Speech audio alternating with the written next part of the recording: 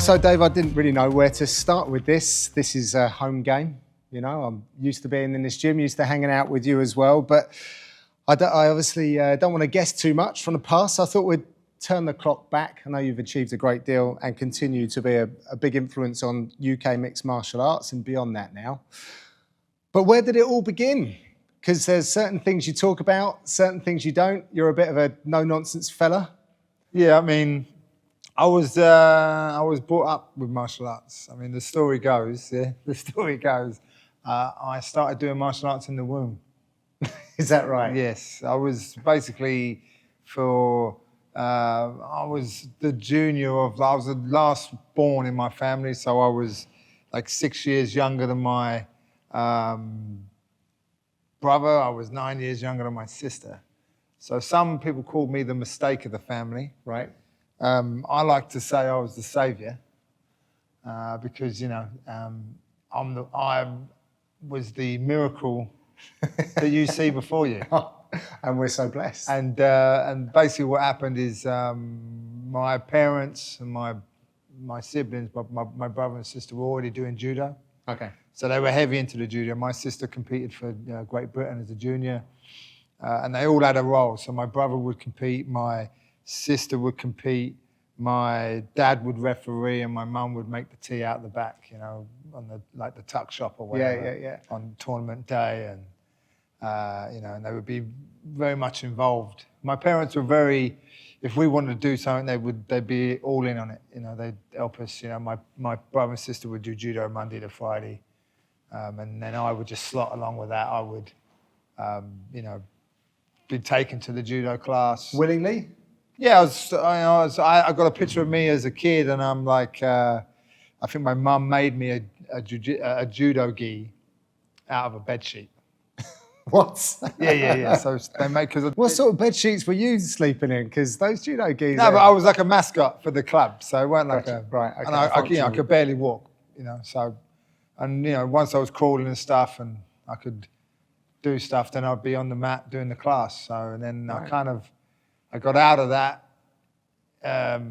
Sort of, they were dipping out of it as I was getting older, and you know, Karate Kid hit the screens, and I wanted to kick and punch rather than roll around on the floor. So I wanted to do karate, and then that's when I sort of went off on my own sort of martial art journey. I guess it was through that, like my sister, my brother would grow up a little bit. Like by the time I was sort of really into karate, my sister had left home. My brother had sort of just probably was eyeing up going into the army, so he was leaving home as well. So that was my own thing. That wasn't anything that I was brought to. I wanted to do the karate stuff, and I was always a Bruce Lee fan as a kid. You know, I'd wear the videotape player out, just, you know, VHS style. Yeah, putting it on, rewinding it, and just watching it. I was always a fan of those kind of movies and stuff. So it started off pretty much, from day one as a kid, really, like baby. Because you don't talk about your belts, like you got your black belt in karate, didn't you? Yeah, I did. Yeah. But you never talk about it. Nah, karate was. I enjoyed karate as a kid, and but I got my black belt in karate in 1989. It's my favorite certificate. You know what I mean? Because it's nice. It's on rice paper. You know, it's all calligraphied up. It's it's a beautiful. Piece. It's really nice, and at the time, but the reason why I don't really mention too much about the karate was just because it wasn't a particularly tough style. It was Shotokan karate, so it was like the McDonald's of karate. It was everywhere. Yeah, you know what I mean. Even I tried a little Shotokan. There was some tough guys in it, I guess, but I was a kid. It was just, do you know what I mean? I was a kid, and I think karate, like martial arts for kids is good, but I think it doesn't really matter what martial art you do as a kid. If they're interested in it, get them into it. But I think it's not going to play any, like it should play a little bit of dividends when you get older, but I don't really talk about it too much because I got a good spinning back kick from it, and I kept my flexibility. Okay. That's probably about it. I've probably got some other stuff that I don't really, But yeah, it's a bit of I don't really go into it too much. I mean, it's a long time ago, John. It is a long time ago. But there must have been something in them. It's played a part, right? Oh, absolutely, yeah. Did it lead on, or did you become a little bit disenfranchised with it? And No, I mean, I would do judo like from, say, like I said, birth until 6, 7 years old maybe, and then I started doing karate, and I would like do a bit of judo, a bit of karate. Like I'd still tag along if we would go into a judo competition or something. But yeah, I would do karate. Then I would try other things. I remember going to like a ninjutsu class.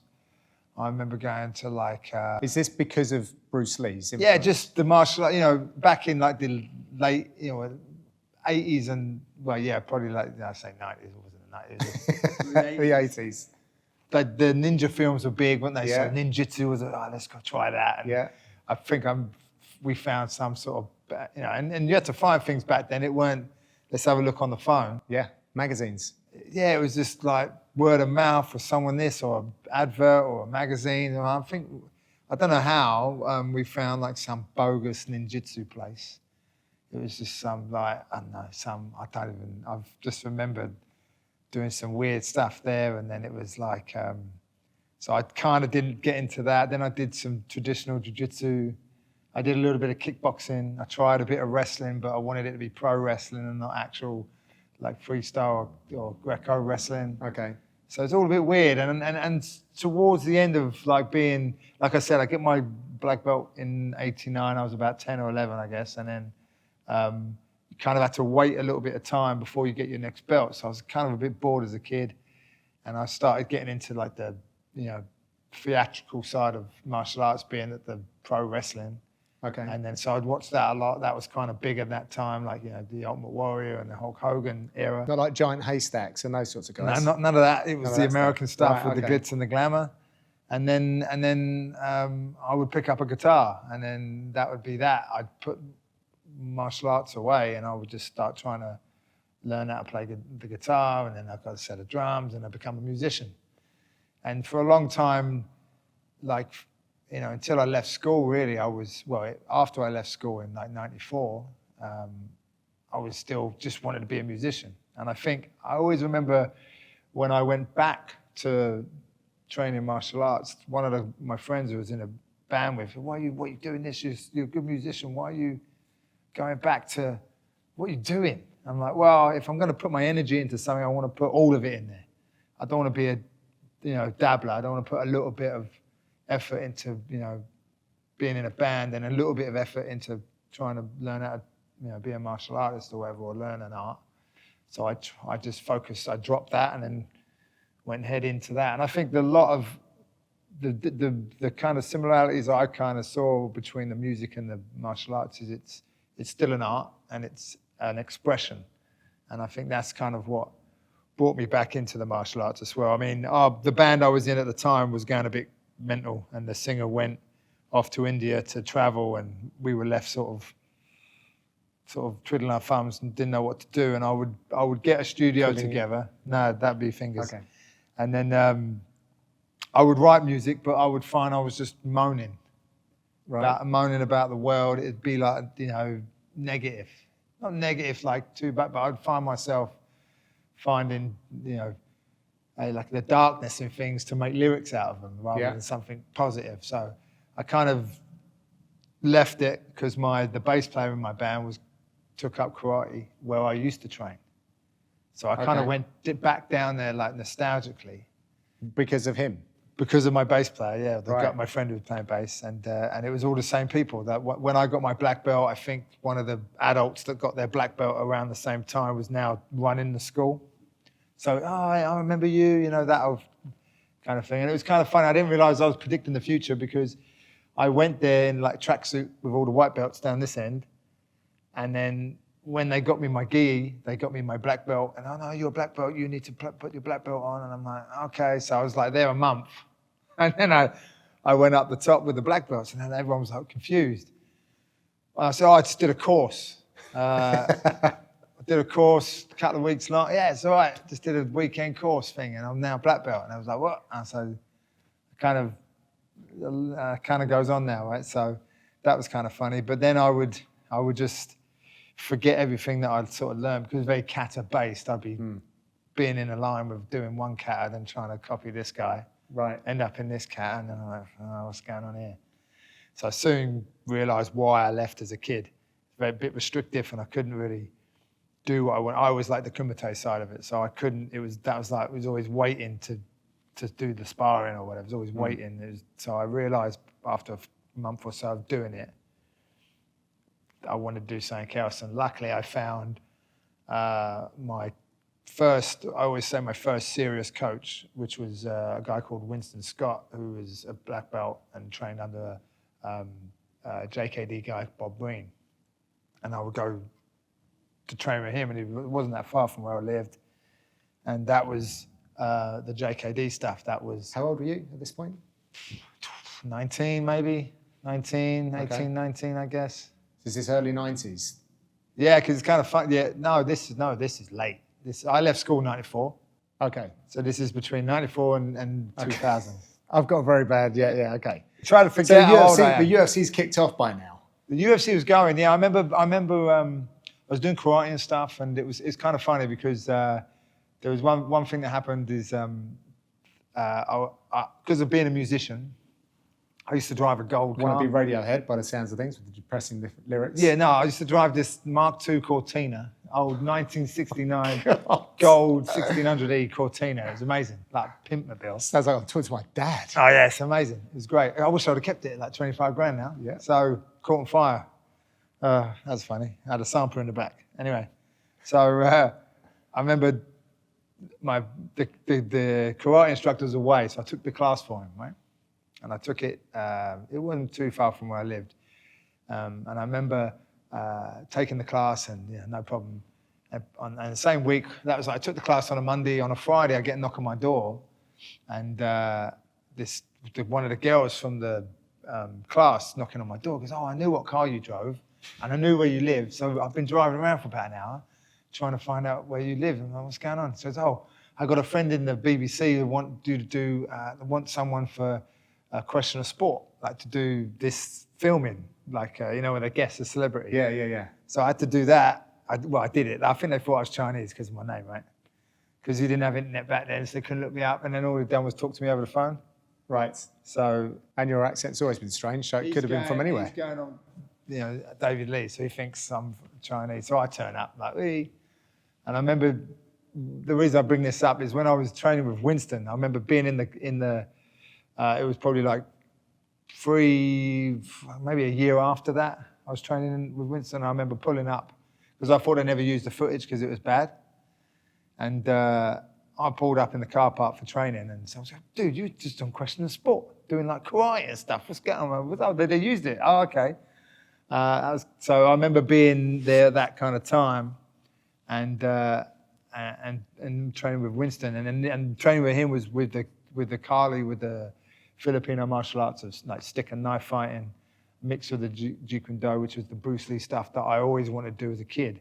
So I always consider Winston my first real coach. And then that kind of led to exploring the whole ethos of the JKD world is trying to, the slogan is take what is useful, regard what is useless, and then add essentially what is your own. So I was always looking for new things and other things. So then I remember my brother bringing me back. I don't know where he was working at the time. He'd been out of the army, but he brought me back like the first 4 UFCs on VHS. I think I still have them somewhere.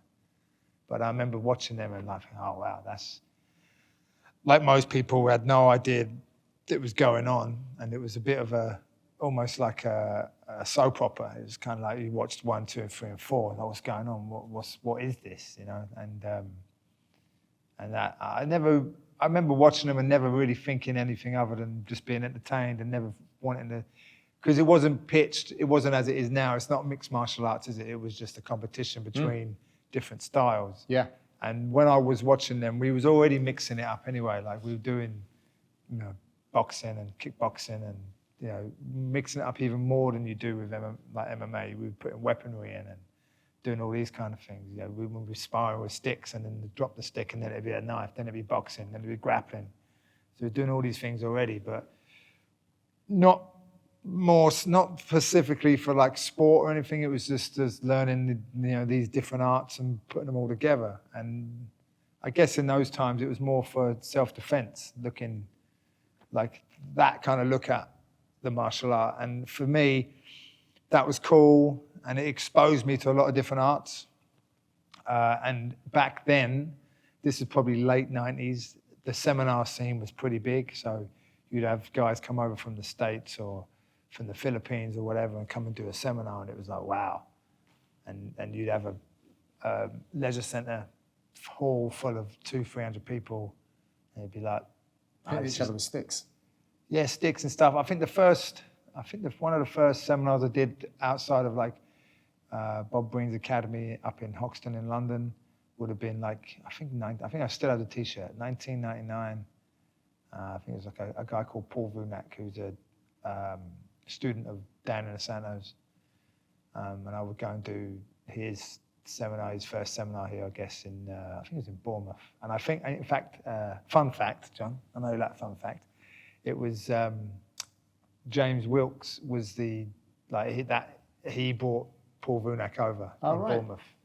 James Lightning Wilkes. Yeah, so I would do that seminar, and I'd do any seminar we could. Like, so if Dan and Santa would come over, or Dan was over, we would go do that seminar. There'd be 200 people there. We'd be doing summer camps of like weekend long ones with all the different guys here, and it was just let's get some information. And I would go to a place called Tower Sports and rent VHSs. Right. And Terror Sports, did you say? Tower Sports. Teo Sports. Oh, yeah. Okay, yeah. So because the instructionals then were like £70 or something like that, and how do you get them? It's like you have to send off in a magazine for them. God knows how long, got to wait. Are you buying all the magazines at this point? I'm buying magazines, yeah, Martial Art Illustrated, right. and I think there was a Grappling Unlimited that started coming out when the grappling started getting bigger. And then the American magazines would be here, so you'd try and get them as well. But yeah, I would rent the VHSs. I would try and write it all down and try and train it all as much as we could, because I was training like Monday night at one place, then I'd maybe train Wednesday night somewhere else. It was like trying to hash training together. It wasn't anything going on. And then I think the first sort of exposure I had, other than VHS or magazine for mixed martial arts, was up in High Wycombe in the judo centre. They had a Manelian Brawl was on. Was it? No, Extreme Brawl, it would have been. So this is probably around that time, 99, 98. And that was pretty cool. It was in a ring. It was small. And you had guys like Mark Weir fighting on that, Alex Reed fighting on that, all the old. I think it was probably sort of same spot that sort of that like Danny Batten and like John Kavanagh would have fought in that arena. But yeah, so I would do all that. I would try and get as much information as I could. Are you now having aspirations of getting involved yourself? Not really. No, I like the. What happened for me is I was on a knife seminar in Dartford, in Bob Breen's Academy in Dartford, and Eric Paulson had just been over, but I missed the seminar. Okay. But he'd left a bunch of videotapes there, and they were like 20 quid each. So I was like, whoa, cram all them in the bag. I got like, I think I got 3 tapes. I had like a killer leg lock tape, a chicken wing tape, like 2 volumes of that, and leg lock tape. And then so I'd watch that, and I'm like, oh, this is the stuff I want to do. I want to grapple. This is the stuff. So I try and learn it, get people round. If you had 2 limbs, I'm on here trying to. When you say get people round, is it like at home or? Yeah, my house. So my house, because obviously my brother and sister left when I was a kid, like in my teens. We had a 3-bedroom house, so naturally one of those rooms was a studio at one point. When I wasn't training, it would be a studio. Right. So I'd have all the speakers in there, have drums in there, all sorts. So naturally that got moved out the way, and we had some old judo mats in the bottom of the garden, just like under a tarp. So they got pulled into the house and matted out so I kind of, at one stage I had a bit of a matted area and like the wall had all the equipment for the studio on. So I was kind of doing both, you know. I think I made one of the original grappling dummies. Just got a pair of overalls and stuffed them because didn't have anyone to train with. So it'd be, right, let's try doing the arm bars and the leg locks with this, like a freaking makeshift dummy. Scary looking Guy Fawkes. Yeah, so just doing that, just do training whatever I could. You know? Yeah. And then, so I'd see Eric's tapes, and at the end of the tape, each one, there was like a 10-minute, 15-minute documentary that had sort of been chopped up, like a student documentary he had done. And there's a part of it where it's like following him with some training, some of his fights, and then there was a bit on there where he's talking about having people come out to California and training with him, doing like a week or a 2-week intensive. And I was like, oh, what's this? This sounds interesting. And at the time, like I had a lot of friends that were older than me and stuff, so they'd been traveling before, and they'd gone to Europe and done some traveling, and maybe like gone to Thailand, done some traveling, and done all these kind of things. And I'm like, yeah, I'd like to go and travel and do some bits, but don't really know what. So then I saw that on the videotape, and I thought, oh, this is cool. And luckily for me, Gooden come over in like November of that year. I think November, yeah, later on that year. And then Eric came with him.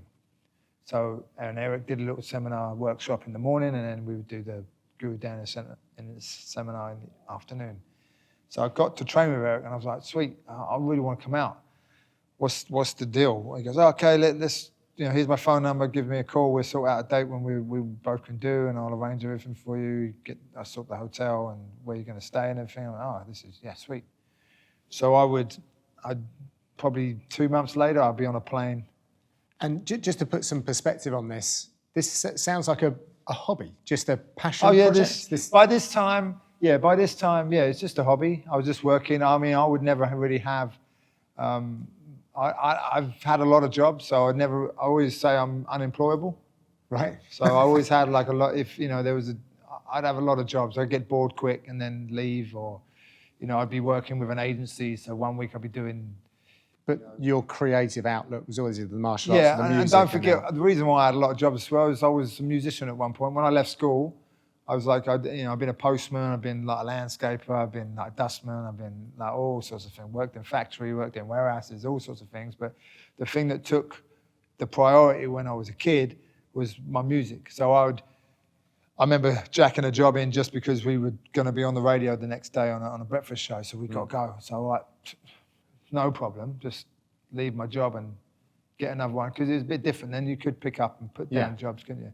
So that's kind of my priority, was always that. So I never really, it's kind of weird really, because my parents were quite working class. They always had a job. They never really I don't really remember my parents really having any dreams or aspirations to do something. They were just happy working, chugging along, getting a holiday a year, and doing that, and then sort of wait until they retired to sort of do something they wanted to do. But they were always pushing us to do stuff, me and my brother and sister. And then obviously when my brother and sister left home, it was just me that they would push. So I guess having the safety net of, I'm not going to get kicked out of my house. Right. I just went, right, I'm going to go to California. So I started asking people what they'd done. Had anyone else been out there? And not too many people have been out there. A lot of people have been out 2-3 months at a time. And a lot of people go to Europe, or they go to like Thailand because it was cheaper. Just traveling, or for martial arts? Just traveling. So okay. I'm like, well, how am I going to do this? So you're not even really connected, not even dialed into the martial arts guys and asking those about no. training camps? Yeah, so there was nothing like that. And then I thought, right, the amount of money I'm going to spend if I go out there for like a month, it's going to be crazy. So, and I'm really only going to go there. Pound-dollar rate was pretty good back then, though. Back then it was really good. It was like 2 to 1. Yeah, it was amazing. So, but the thing as well is, I would think I'd go out there, but I'm only going to train in the classes of the evening. So I don't know if that's going to be enough. And I'm going to have a lot of time. I'm not doing anything. So the going to see Eric and going, right, I'll do an intensive, which meant we'd train sort of 6 hours a day. and then I'd do the classes in the evening. That made more sense to me. Instead of going there for 2 months or a month, I'd just go there like a week or two and just cram it all in. And then I can just come back. It cost me less in like, digs. And so I never really saw any of America. I just saw the inside of a gym and a hotel. And I'd be tired and then I'd go maybe get some food with Eric and then we'd go to the class. So it'd normally be meet him in the gym 9, 10 o'clock in the morning, train, have a bit of lunch, train again, grab a shower, pick you up in an hour, boom, or go straight from that gym to the gym across town where he was teaching class, and then sit, train in the class, which was great for me. I loved it, Looking back, I don't know if I had the energy to do all that. I was training all day, like intensive training. I was going through position stuff and techniques all day, and then go train in a class in the evening. And then I'd have some food, drop me off, and repeat every day. So I loved it. And I got to train with Eric. The first time I went out there, he hooked me up. I was training with Larry, another student of Bruce Lee's, which was Larry Hartzell. I went to his garage and trained some crazy stuff with him, which was really cool. So I got to train a lot with different people and exposed to a different slice of the martial arts. And that's kind of when I started to go into the MMA side of things. I actually didn't realise that this was the beginning. I thought that you were already introduced to mixed martial arts before you went to Eric. So I'm now just trying to picture how that would look after seeing Eric in action and like his Shuto experience. It's high level, pretty funky stuff as well, the way that he trains and the style that he has. So you've gone out there pretty green, apart from a little bit of judo and karate. Yeah, I didn't have anything. Must have been a steep learning curve. Yeah, so the way I prepared for it, I would train. So what would happen is I would get like all the old school Gracie invitationals. I made like a folder of them. I don't know if it's copywriting. I don't know if I'll get in trouble, but basically my brother had one of the first digital cameras. Right. So I would literally take a screenshot, like take a picture of the telly. Right. Right. And then because for me, like academically, I was never great. I was never I could write you a lyric, I could spin you a yarn, but spelling it and doing all these, being like, getting all the punctuation right. Joined up writing. Would be bad. So, and I'm very much a visual learner. So I would watch the video, I would right, but I can't, back in those days, I couldn't take the video player and TV with me and set it up and watch it and would do it. And I was renting the videos, so I wouldn't obviously copy the video with like a 2 video setup. Yeah. But then I'd have to take it somewhere, and where we train and where's going to have a video? I don't know. Sure. So what I would do is take a picture of the TV screen. Yeah. I'd write down what I was kind of looking at, number 1, grab wrist or whatever. And then I would put all that into a computer. We had computers in. I was going to say. And then I would then print it all off and make a folder of the different techniques. And then I would take that folder with me and I'd go to my coach Winston's house and we'd be doing the Gracie instructionals, but on the kitchen floor. He had a big kitchen, diner. So we moved the table out of the way and we were doing it on the kitchen floor. Just freaking, figuring it out. Just trying to figure it out, yeah. And then he had a friend of his, another guy who's a coach under Bob Breen and also Rick Young from Scotland, a guy called Otto. Otto, if I say his name wrong, I'll probably say it wrong, Otto Madaras. And he would be more of a grappler. Okay. So I would so I'd take a day off of work to go train with him because he would be working, he would be in Hackney. So to get to Hackney would take ages to get there and back, driving. It's crazy. And I would do some mad stuff with him, knife stuff, qigong with him and grappling. It's all a bit of a mixture as well. So I kind of got a bit better live grappling from someone who's a bit more knowledgeable in the grappling sense before I went to Eric, but that was maybe couple of sessions, maybe a few months of sessions, maybe. Okay. Privates with him, and then I'd go train with Eric, and then and then it was that was it. As soon as I trained with Eric, that was it. all right, this is what I want to do. Was it like a light bulb moment almost? Yeah, kind of like that. Not really like, oh, this is it. I don't want to, like, I just thought this is just cool. I want to do this. When you say want to do this, Just train. There wasn't any compete, train, coach? No, there wasn't any competing. There wasn't any coaching. It was just I just wanted. Do you want to get deeper into this? Yeah, the coaching or fighting was never in my thinking. It was just, this is just cool. I want to do this. You know what I mean? There wasn't anything else other than the activities. What I wanted. So was Eric not kind of sitting you down and going like, what are you going to do with this? Why not, are we here? No, not in the beginning. So I would go train with him and I'd come back and then go back and forth a lot. And then I would, probably after 2 years of training with Eric. And how many times for 2 years, how many times you go? I'm probably going every other, like I'm going 6 months, coming back, going 6 months, coming back. Okay.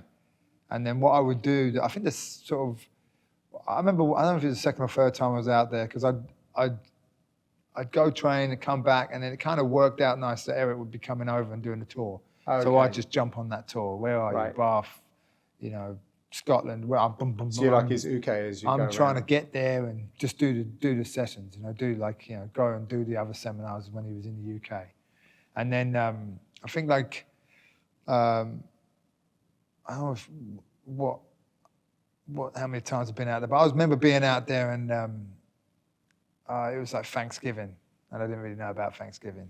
And then, so I figured we weren't training that day. And then I got dinner. I got Thanksgiving dinner, so we won't be training. I'm like, that's cool. No worries. I'll just chill in the hotel, whatever, motel. Shook when the things Lorries went past.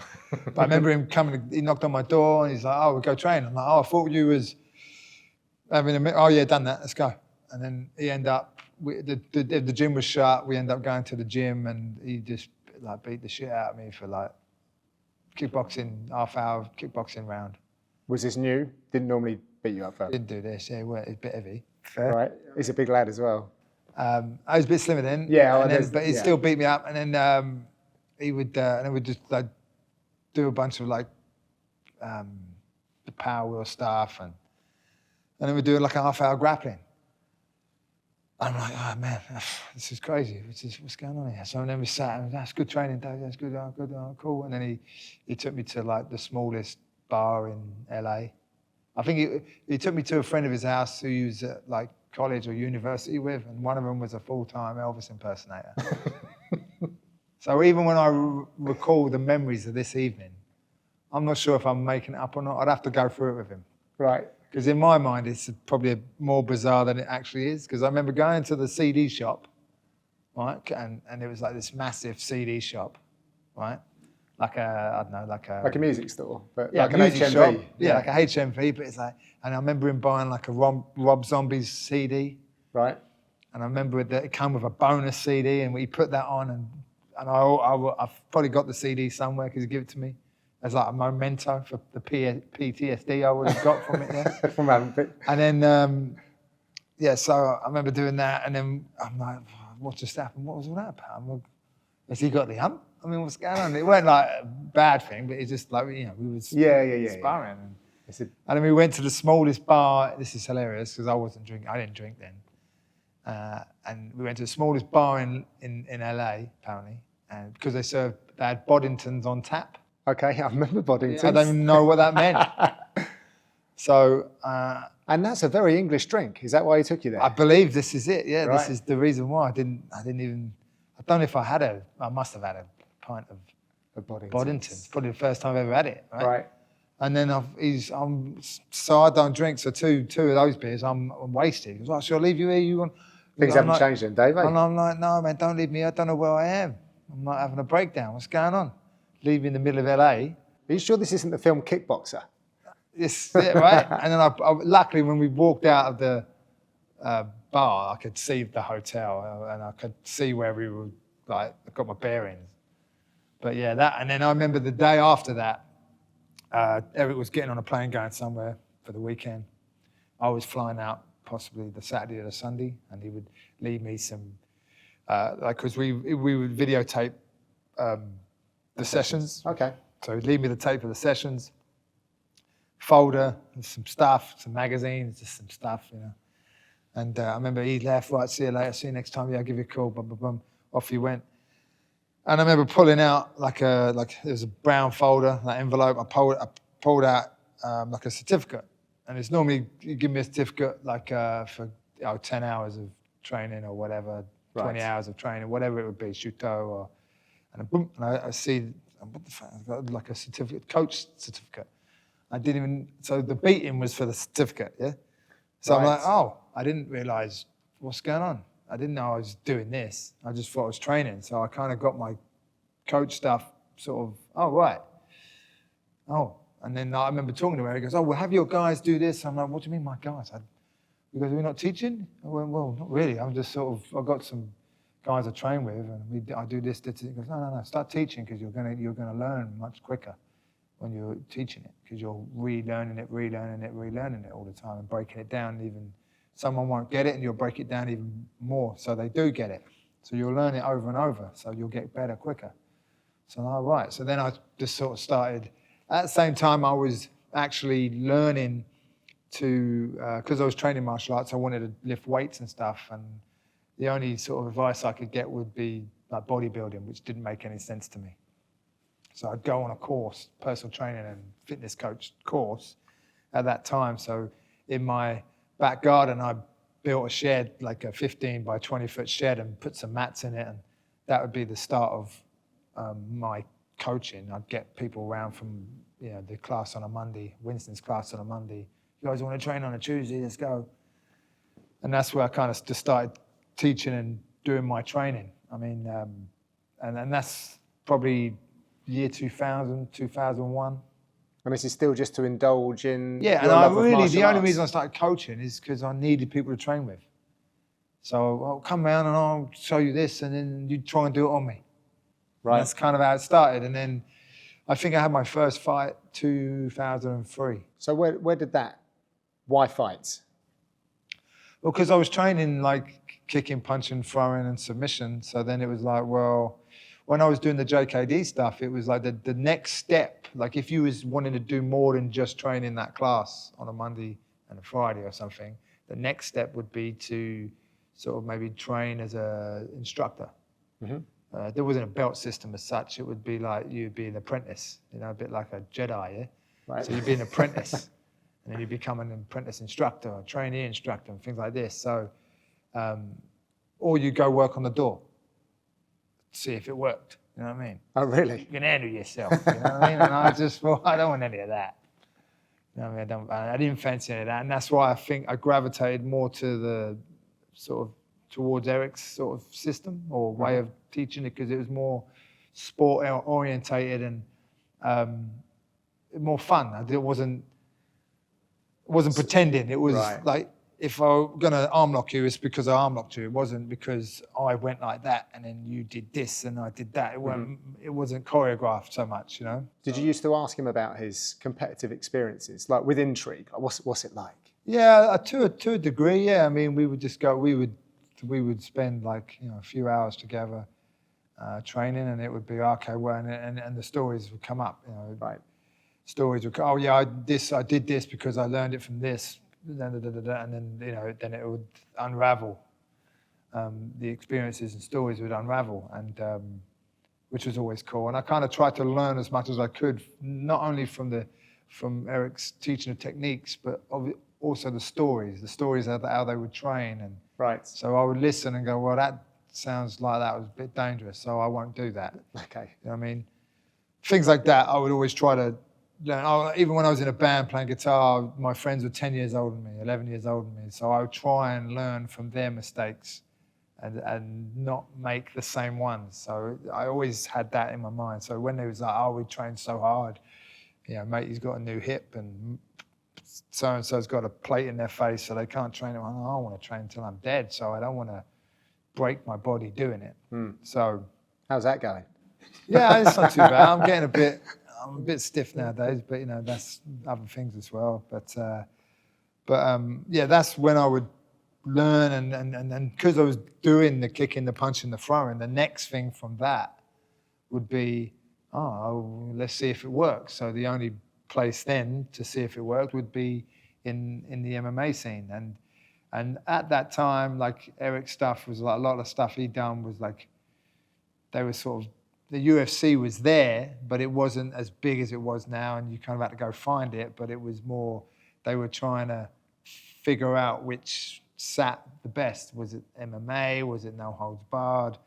Was it anything goes? Was it this? Was it that? You're right, like Vale So Tudo. so Vale Tudo. Was it, what was the best way of doing it? So it was kind of in its sort of Infancy, right. Yeah, early stages, but enough for it to be now spilling into the UK. So like the Extreme Brawl would become Millennium Brawl. So we would go and watch that, and I always remember seeing Mark Weir fight. I don't know if he fought Alex Reed, but I always remember seeing him fight, and he was just, and he would fight, he would do like win in the first or second round. He wasn't even sweating or breathing heavy. He was just like a finely tuned like machine. And I thought, this is cool. I wouldn't mind doing that. And then an opportunity came up. I was training. In a place in near where I lived in Harrow, and a guy called Steve Dempsey was teaching there. And another kind of early sort of practitioner that was kind of just needed people to train with. So he would just open up a class. So he'd done some seminars, he'd done some like traditional martial arts, and sort of was just trying to put it together himself. So he was teaching on a Wednesday night, after he had a full-time job, so everyone was teaching when they could. So I'd be there on a Wednesday, and then everyone from there I'd invite back to my place, like on whenever we could. Oh, we want to train Saturday, you want to train like Tuesday, whenever, we'd just get together, a few of us, and train. And it was from that sort of spot that I got asked to fight on Cage Rage 3, I think. I think there was in the middle of, ITV was doing a documentary on cage fighters. Right. And Dave O'Donnell was the promoter of Cage Rage, and he was putting together some fights, and I was supposed to be like maybe followed as a debuter. Okay. And that fight fell through. Okay. So I didn't end up getting the TV gig or whatever, but Dave calls me and goes, oh, listen, if you want to just come, because I think it fell out fairly quickly as it got made, sort of thing. So if you just want to come along, maybe you could be a stand-in. And I'm like, he goes, look, worst case, you and a couple of mates come watch the show. I went, yeah, cool, that'd be great.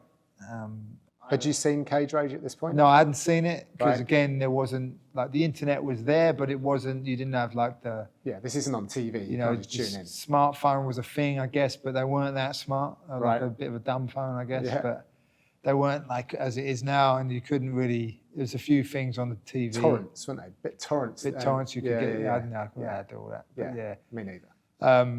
It was, so I wanted to go along and watch it anyway. It was at the York Halls, the famous Okay. York Halls in Bethnal Green, and I turned up, and then Dave goes, "You want to fight?"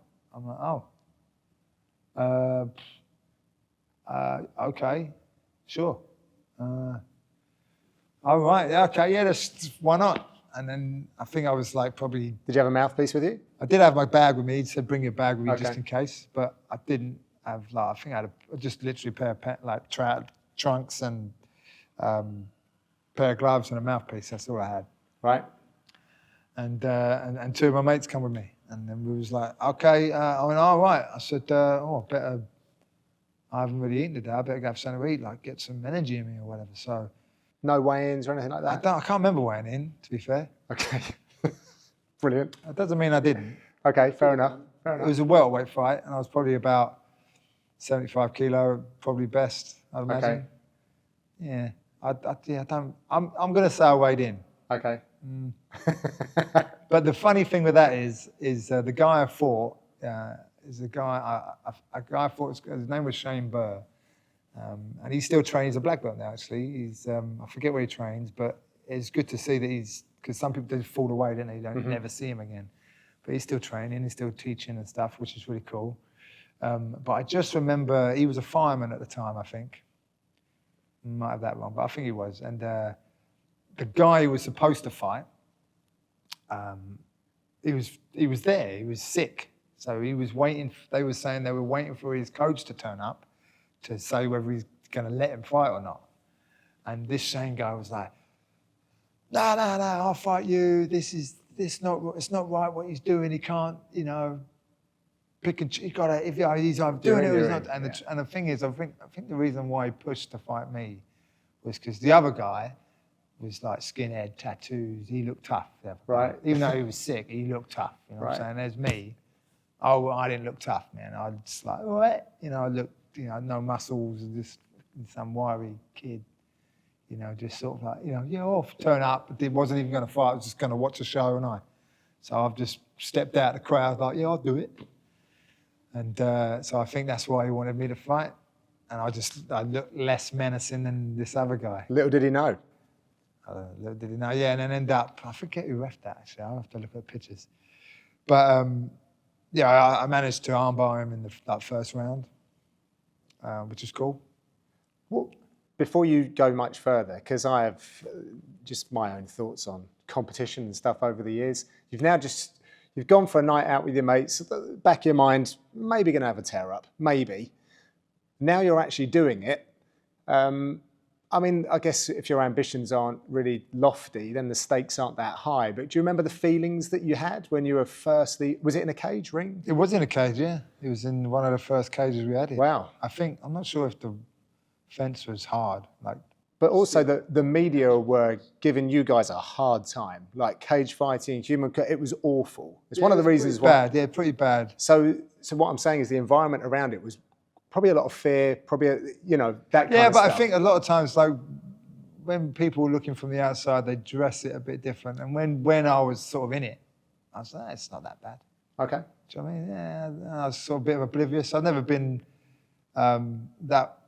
I've never really, when I get into things, I just don't really worry about it too much. I suppose if you've been training with knives and sticks as well. It's a lot less like, the alternative. Yeah, I mean, if you think about it, like what I was training was, the next step was to go work on the door where someone could stab you. When I heard stories of people getting stabbed and people getting pulled out like shotguns on them, and I'm like, that's a bit serious, isn't it? I don't want to do that. And when we was training, we'd bash each other with sticks, and at one point we trained with a couple of times live blades, but it was mainly dull blades and stuff, but it was still hurt. So taking all the weapons away and it was quite nice, to be fair. So right. And I guess just turning up on the night. I mean, I'd already done some amateur things. I'd done like, what was it called? The Open Trials, it was called back then. Combat Sports Open Trials. Combat Sport. Oh, yeah. So you had done a bit. I'd done 2 of them. Right. I'd done 2. So they're on a mat. Shin guards? Shin guards, mat. 4 ounces. Yeah. Because we didn't have the bumpers back then, didn't have the 8 ounces. So no headshots, and I found that frustrating, if anything, because I couldn't hit you in the face. Right. For some reason. I remember getting disqualified once because I got punched in the face. And then I've looked up and the other guy's over with the medical team because I've whacked him. I didn't realise I've whacked him in the nose and broke his nose or whatever. And so it's all a bit restrictive. Okay. So when I used to train judo, because I took my sister back to judo, and I trained judo, and it was like, I can't do that. I can't do this. Oh, they changed the rules. And even when I was just grappling, it was like, can't hit anyone. And then when you're kickboxing, you can't grapple. It was like, so the MMA it was freedom. You could do it all. So it wasn't too bad, really. And then I didn't have time to think. I just went, all right, I'll do it. And Yeah, no game plan, no tape study. Yeah, I didn't really know what to do. I just thought, I didn't realise, I just thought, come out, give him a whack, put him away. Yeah, I mean, it's, just sort of, it probably looks quite archaic to today's standards, but just got in there and had a go. So ignorance is bliss, I guess. What was it like to get that win? Yeah, it was all right. It was all a bit of a whirlwind, really, and then it was like, back in the car, go home. What did you do tonight? I was like, wow. Funny you should ask. Scrap. Yeah, and then that was it. And I was hooked then. And then, David called me for my next fight, and then David called me for the next one. I think I lost my second fight. Then I won the third, and then I went on. I probably had like 4 or 5 fights that I won. And then for some silly reason, I ended up, now this is more of a bizarre feeling when instead of, if you think about me rocking up to a fight night and going, yeah, I'll do it. The bizarrest one was laying there at night, hadn't just signed a UFC contract, going, what's all that about? Laughing myself to sleep because I'm going to go and fight in America, which was bizarre. That was the bizarrest thing I've ever done. Yeah, that was kind of weird. Well, we will get to that. Obviously, a big part of your journey. But we've missed out, I guess, someone who's very important to the place that we're in now, Zé Marcelo, and hooking. So your journey into Brazilian Jiu-Jitsu. I guess that's happened because I've seen Zé in the corner of your cage rage fights. Yeah. So that's happened in and around. Yeah. that So time? I would always have a different corner. There was always, it wasn't like an orchestrated team. It was just, I'd be training with Eric and he'd be in the States, so it'd be like. Did he ever corner you early on? No. And the one time I fought in California, I thought, here we go. He was out of town, so he couldn't corner. He never cornered you. So he's never cornered me. So. Right. So that I always, who's available, because I had a team of guys I was training with, but the team I was sort of with was a jiu-jitsu team of hobbyists. There was no one really fighting, no one. There's a couple of us sort of, and like I think at the time, I think I first trained with Zay in 2005. Yeah, 2005, and by then I'd had a couple of fights. My first fight was 2003, so I probably had 3 fights by that time, and I need some more grappling. I need more live grappling. And, you know, we was on like an old forum back in the day, SFUK, and a few guys were orchestrating hiring a squash court out in Slough, and we would go there on a Sunday morning. And then they asked me to teach that class. Oh, who want to? I'm like, this is really my training. I don't really want to teach. I want to train. I don't want to take a class. And then, luckily enough, a couple of Zay's brown belts would take it. They was over here studying. One of them, Ronaldo Campos, would come over. He's a brown belt at the time under Zay. And he would teach the grappling, like the jiu-jitsu class. I had a little thing going up in London, and he would come down to Slough.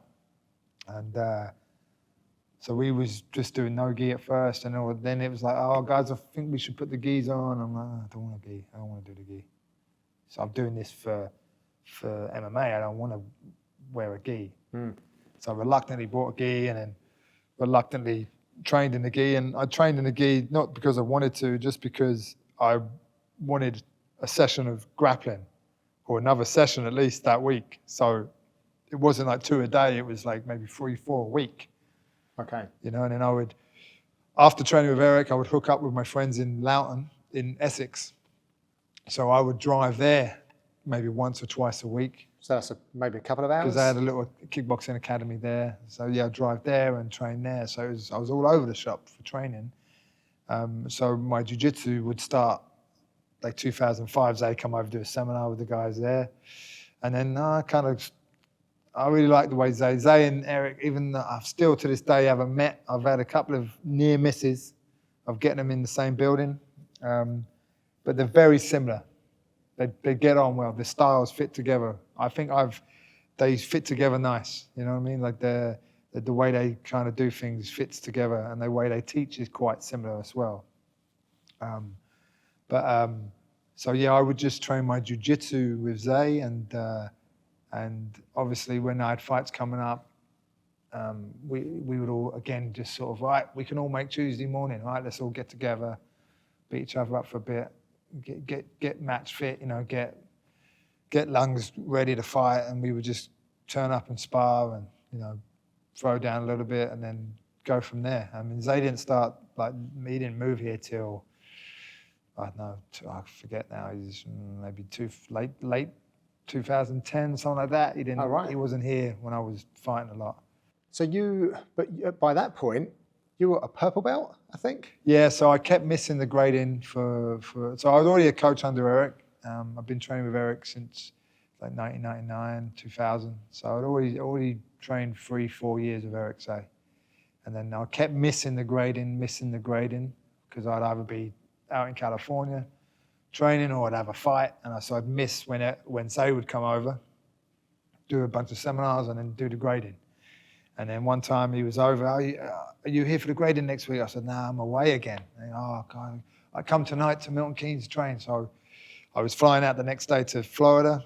I was supposed to go to California, but Eric, we got the dates wrong. I couldn't go there, so I'd go on like a little family holiday with my family to see my aunt in Florida. Sunday, so Saturday I'd train in the morning in London, and then drive up to Milton Keynes and train there, and then that's where Zay gave me my blue belt. So the week before the grading, because I kept missing them. So now I was a blue belt, so that was cool. And then he was like, "Oh, you should go train with my friend's gym in Florida. If you're going to Florida tomorrow." I said, "Oh, yeah, well, where is it?" He goes, "Well, Florida." I'm like, "Well, it's pretty big." He goes, "Oh, it's American Top Team. My friend, the boy, has got a gym there. Go train." I'm like, "Oh, okay." So I get there and I didn't know where it was. And so I'm looking up in Lee Yellow Pages. Luckily, it was 10 minutes away. So I would then go and train American Top Team for like a couple of weeks. And had you heard of American Top Team at this point? I don't think so, no. I haven't. I don't think I have. No, I hadn't. This is probably 2004. Okay. 2004, maybe 2005. No, it must, yeah, probably, no, this would be 2000. Yeah, 2004, 2005. So Zay hadn't lived here just yet. I think it might have, yeah. It was early. I hadn't fought in the UFC or anything. I was a blue belt. So that was kind of funny, going there and just getting mashed. Right. And then, do you remember anyone that you were training with who kind of popped? Well, the only one guy I kind of remember the first time I went was a guy called Renato Taverns, and he was an older black belt there. Right. But no one wanted to train the gi there. Right. So they were just sort of starting at the first big place they had. And he would go, "Oh, bring a gi, bring a gi, bring a gi." And then I would just train with him quite a lot on the open mats and stuff. And then I'd just do the classes in the evening. And I think they might have had a class in the day sometimes, but I think it was maybe just the evening. But yeah, it wasn't too full on. The second and third time the second time I went there after I'd fought in the UFC, then they kind of slipped me into the pro training and stuff, and then some of that was cool. Like I did a bunch of rounds in there.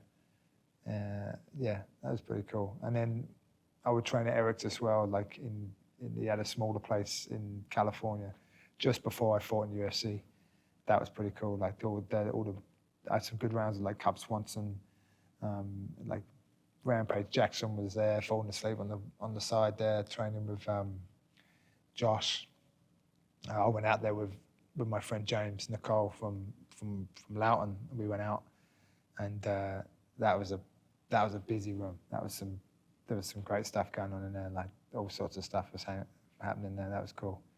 But then I'd fought in UFC 2006. So how did that call came? Because Cage Rage was probably one of the only promotions. Cage Rage was probably the biggest organisation here at that time. They was at Wembley, so they had some eyes on them. And there'd already been some guys fight in the UK or from the UK in UFC, so they were still kind of looking. And I think at the time, Michael Bisping had just won, or I think he'd just won the Ultimate Fighter. So he hadn't fought in the UFC just yet, but he won the Ultimate Fighter. So that was then, right, we need to go and look at some more talent, I guess, in the UK and see what we can, if we're going to go there and do a show again. Because the last show they'd done was like... Brawl in the Hall? Brawl in the Hall. Was it really? What was that like? I forget what that was. I can't remember. I'm terrible at this, but yeah. Maybe. So there'd already been a few guys fight in the UFC from the UK, so they were kind of looking, and I was on a 5-fight win streak, I think, at the time. Submitted everyone I'd fought, and I just guess it sounded better. I guess my manager just had a... So you had a manager then at this point? Had a manager, yeah. It's quite fascinating. Who was your manager? Remind me. The guy that got me in the UFC was a guy called Daniel Cox. He's a bit I do remember that name. Bit of a... Yeah, I don't really, again, I just sort of went along with things. I just go along with things and end up in certain predicaments. Getting burned. Yeah, our manager and all that. I said, well, in fact, he wanted, I fought his cousin. I think I fought his cousin. A guy called, oh God, I can't remember his name. That's pretty bad, isn't it? But I fought his cousin and Jason Barrett, and he was a big black guy trying to kill me. He's like... You fought Barrett? Yeah, I don't think, a different guy. Oh, is it? I think he only fought a few times, Okay. Thai boxer. Oh, right, okay. And he was I think it was a welterweight. Yeah, he's a big guy. And ever since I fought him, I submitted him, and then he was like, he was kind of like, he liked the look of me. I don't know whether he was trying to get his own back on me, or whether he liked what I was doing. And then I'd then drop a couple of. I fought again after him. I fought. What did I fight? Like 73 kilo. I think I tried dropping a bit of weight, and then I said, he's like, I want to manage you. I'm like, all right, well, if you can get me a fight, you can manage me. No problem. Because I didn't have a manager. Right. That's what I need a manager for. Right? Yeah. Get fights, no problem. I said, well, if you can get me a fight somewhere, no problem. Yeah, I'll sign with you, no problem. And then he'd come back with a contract to fight in California in the UFC. So I went, okay, well, I guess that's the fight. Right. How did you feel about that? I shouldn't have really done it, really, I suppose. Was there an aspiration to fight in the UFC at this point? No. Really? None whatsoever, no. No, didn't think it. I didn't really have it. It wasn't glued on my, on the board, on the goals. Wasn't on the goal board. I didn't have a goal on board. The refrigerator. Didn't have a notice board with anything written on it. I mean, was it featherweight that you fought? I thought no, they didn't have featherweight. Of course they didn't. They only had lightweight back then. Right. And then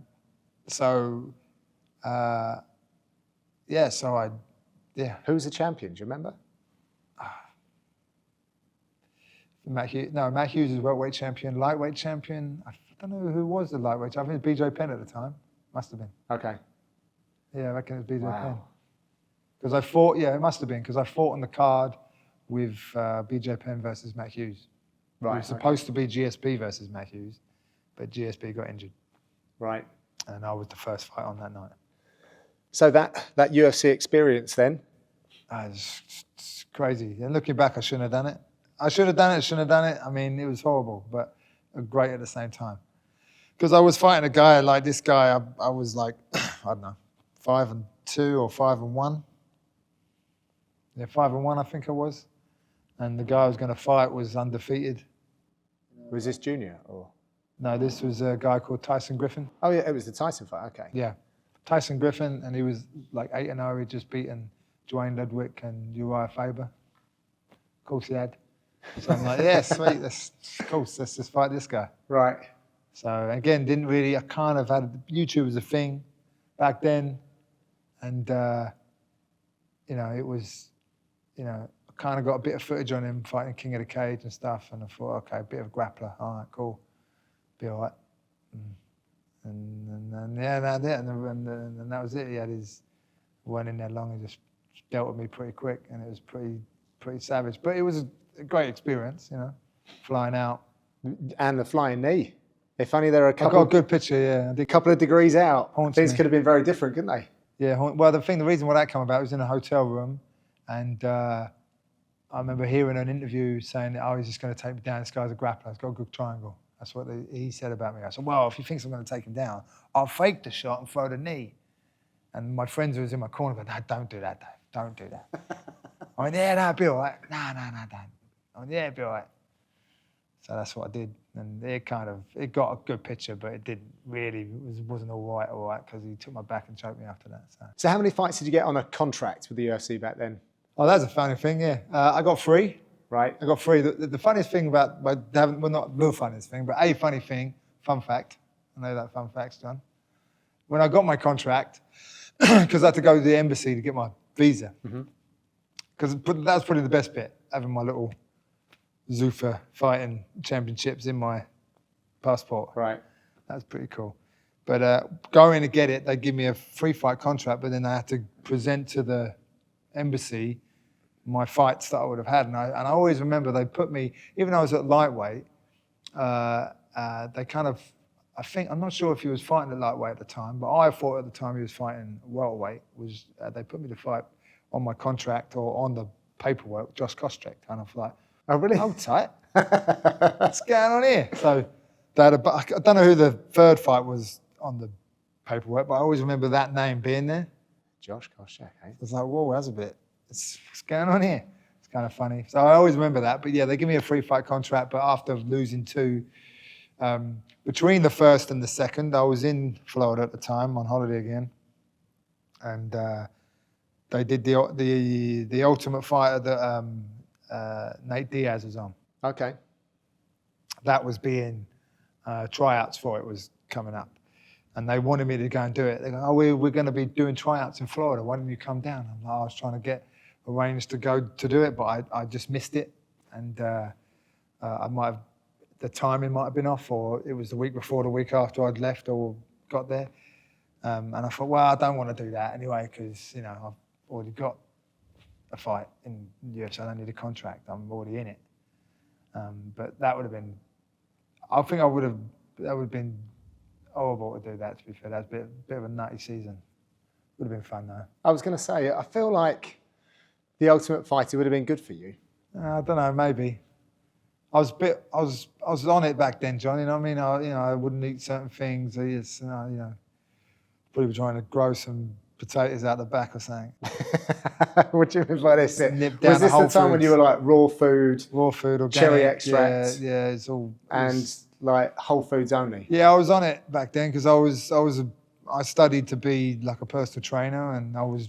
Was this the Paul Check era? Yeah, that was my full-time job, was a personal trainer, and then I would study with the Czech Institute, doing all their holistic lifestyle kinesiology stuff, and I was in it. And that really,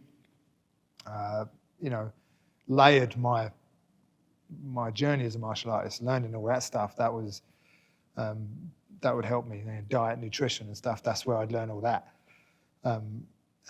Did you realise how important that side of things would be back then? Yeah. Because we know now, obviously. Yeah, no, absolutely. Yeah, no, I was on it back then. You know what I mean? I was trying to, and like I said, what the Jeet Kune Do background gave me was that knowledge first, and trying to find out all the bits I could, and trying to blend it together and make it work for what I was doing. And again, back then, it's like I didn't have a nutritionist, didn't have a trainer. I was doing all that myself. So instead of getting that person in, I would just learn it.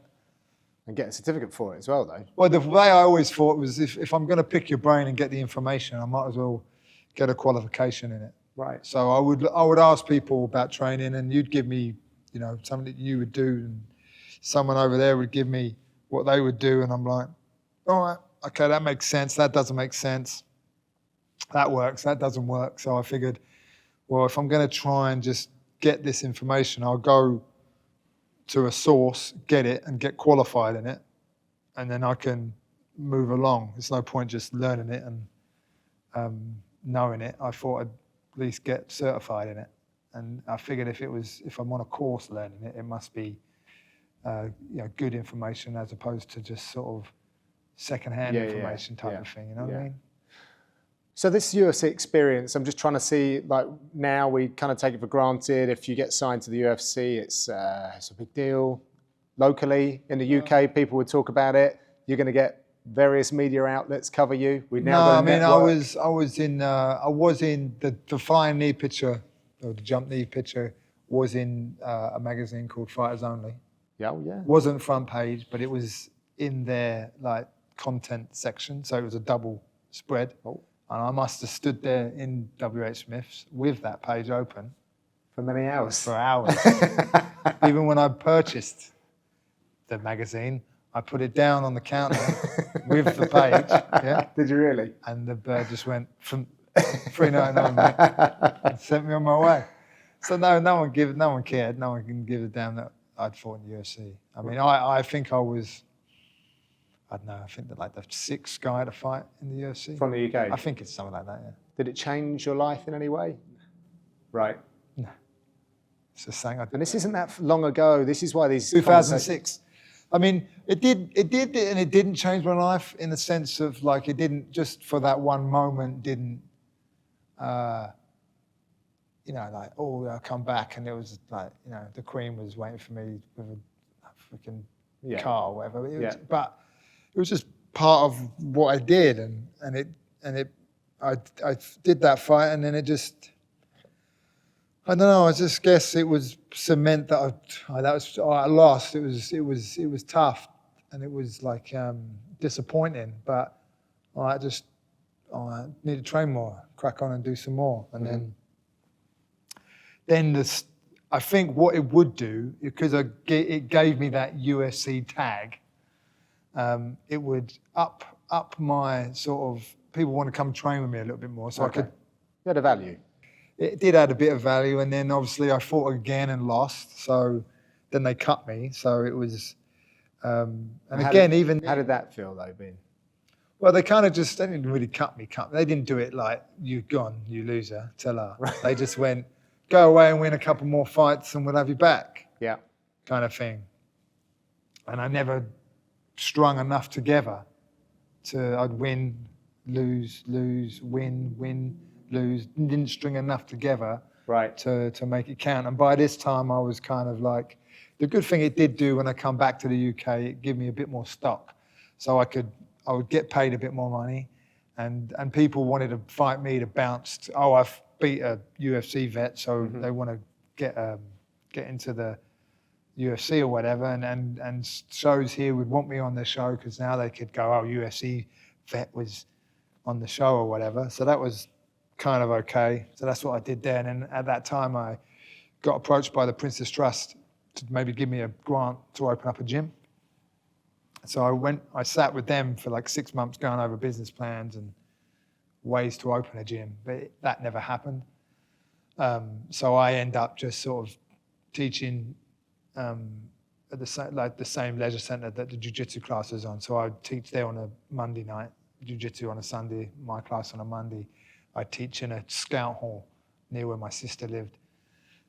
Wednesdays and Fridays. I teach somewhere else on a Saturday morning. So I just do all that, do my personal training and stuff in between it all. And then that kind of worked. And then I would fight. So it kind of just worked, and it just got, bigger and bigger as it went, really. And then it kind of got to a point where I'm coaching and more guys are coming in. So now not only am I fighting, I've got some guys that want to fight as well. So that was kind of a bit of a transition period, and I had to sort of, the more serious they got, the kind of less I got as in terms of fighting. You got or could get? Did you? Because it doesn't sound like there was ever this thing about coaching necessarily. It was just it was a means to an end. I needed people to train with, but then it became, a bit more than that. Then I needed me to make rent for the gym or the place I was hiring. So it got a bit more business orientated, but then it became the guys that were coming in, they were training in mixed martial arts, so they now wanted to fight. They wanted to compete. So then I would have to try and find them fights and start doing that, just because I was the one, paying the bills, or I was the one steering the ship or driving. So, and then, the sort of more of that sort of took place, the less I couldn't, because I always think if you're fighting, it's kind of a selfish pursuit. Yeah. You have to make sure that, you're getting to bed on time, your nutrition is good, your training is good. I can't worry about how you're feeling. Yeah. Can't worry about you can't get to the fight, so you need a lift, or I can't do any of that if I'm going to fight. I did it a few times. I fought on the same card as a few of the guys, and we all fight together, which was cool. But the more we got the momentum of our team, I wanted to be there for them. I wanted to be the guy that was always in your corner, because I never had that. Not that if you think I was brought up sort of bad, I just didn't have the opportunity to have my coaches all the time in my corner. So like things like weigh-ins and coming to the fight all day, not just turning up, when you're on, all right, let's go. Make sure I'm there for them. So the more I had to do that, the more I couldn't, or more I sort of pulled back on me actually competing. And then it just turned into me coaching, which is cool. I think it was just the evolution of sort of my journey, really. And then the way I could keep my hand in the sport and keep him with it, really. Yeah, I guess that's from knowing you, the driving factor has been like trying to improve the sport, right? Just push things forward and share what you've been taught. And I can't remember your motto, but you say you have a few catchphrases, but you basically just share the knowledge that you have with people that were there to listen. My saying is always, my job is not to be the best guy in the room, it's to make you the best guy in the room. Because if you're not getting better than me, or if you're not better than me now and you're in your 20s, then you need to be pushing yourself better. And because otherwise, if you're not achieving better things, it's like if you have a kid, you want them to do better than you. It's the same thing. They're my martial art kids, so to speak. I want them to do better than me. There's no point me going, having an ego about it and going, oh yeah, I did this, I did that, I did this. Don't get me wrong, when they call me out for not doing sprints, and I go, listen, mate, I've done sprints. I don't need to do any sprints. Yeah, I've got a car, I've got a motorcycle. I can get there. You love running. In a lively time. You know what I mean? But my point is, yeah, all right. Oh yeah, do it. You need to be doing better things than me. Yeah, you can. If I've got this high, I'm there already. I can push you higher. So I think as a coach, that's what you got to do. You can't be trying to be egotistically the best guy. And I think as well, a lot of times that's where you get guys that sort of bounce from places. When they're too, oh, I'm the best here. There's no one here better than me. I got to leave. Oh, I'm the best here. I've got to leave. They have this ego about it. Now you do need an ego. But a healthy ego works better, I think. You know what I mean? So, and I think if you're going to develop as a coach, you can't be trying to be the tough guy. Okay. Because you'll get disappointed pretty quick.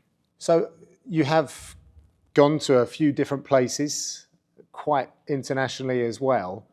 So how did you come up with how to be a coach? Because it doesn't sound like you had like this mentor that you were around all the time. Winston sounds like he was a constant for you. So I always attribute, like, my coaching, like, mentors would be Winston, would be Eric, and would be Zay. And I would just take bits from the way I was taught by them and use it to teach my classes. And I would learn a lot from, like, the way I would learn the exercise and the kinesiology stuff, and like Paul Check, the way they would teach things and systemize things. And again, I just sort of go along. Oh, that works. Okay, we'll keep that. That doesn't. I won't bother that anymore. And you hear things, you'd see things. I do seminars. When we go train at other gyms, I kind of look what they're doing. I'm always fascinated. Like, I like to watch fights in their entirety, see what their coaches are saying in between fights, in between rounds. Especially nowadays, you can watch stuff. So I watch how other people coach. How other people, even one of the first seminars I did, I remember with Paul Vunak, I already had the videotape that he was teaching, that system, this subject he was teaching. And I always remember him saying, well, if you've done this 1,000 times before, then watch how I'm teaching it. That you might find something in value of that. So even if I've learnt something or I know something, I'll see something that you're doing that maybe you're not teaching, that you're just sort of unconsciously doing, and that'll make the difference for me. So there's always a detail that you can get, and I always try to pass that across to everybody because everyone's different. And yeah, my teaching style just organically is the way it is, really. So you started in your I'm going to insert myself into the conversation here because I remember the first time I met you, we had a private session in the shed at your parents' place. And then I think I joined at South Oxy, where we would pull out mats in a scout hall. You had some good people that have come through there. And I was trekking back before this conversation, thinking of the veterans that you've had come through the scout hall and maybe on some of these other shared mats around the area. You've touched a lot of people's professional fighting careers, haven't you? Yeah, but I think that's just the way it goes. And the UK is pretty small. It's been quite a lot of guys. Yeah, again, just out of just how it's all fallen, really. Didn't really ever want to train champions or create champions or... Has that changed? No, but yeah, I do have goals of having guys that now we've got guys fighting in the UFC and stuff, and we've been around on some of the bigger shows. Yeah, well, now again, it's not my goal of, right, I want to train a champion in the UFC, or I want to get someone to be a champion in the UFC, something like this. That's not necessarily can't see how that can be my goal, because it's all well and good me going, right, I want someone, doesn't matter who, to be a champion in the UFC. It's got to be someone that's got to be alongside someone else's goal, innit? Can't be my goal, because otherwise I'm just going, right, who's good? All right, you're good. You can. It's now I'm just trying to live through you. So I don't really have a goal of I. But if I can help someone along the way to get there, then that's great. But surely I'm thinking of like a football Premier League manager. They want to coach. Yeah, but I think like football, I don't really follow football too much, but I think like football is a bit of a weird one, because they get transferred. You can play a different team one season to the next. The manager gets brought in. Well, I've definitely spoken to coaches that I think they would want to be. Yeah, of course. Who wouldn't? I would love that. That would be great if I could bring someone in, like from like just coming in, 15-year-old kid training. Oh, he's really good. All right. Oh, they're doing really well. Oh, he's in UFC. Oh, you're getting really good. Oh, here we are. Great. Yeah, perfect. If that's how it falls, then of course that'd be amazing. But again, I wouldn't try and force that goal on anyone. Oh, I see. Okay. And I wouldn't try to be like trying to cherry pick someone. Yeah. For that goal.